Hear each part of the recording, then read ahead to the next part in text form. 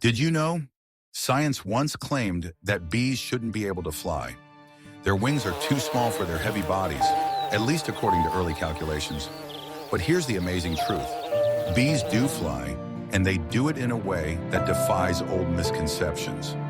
By flapping their wings 230 times per second in a unique motion, bees create tiny air vortices that generate lift. It's a perfectly designed system, one that works flawlessly despite what we might expect. Isn't it fascinating how everything in nature seems so well crafted? Could this incredible design be random, or does it point to something greater? A designer,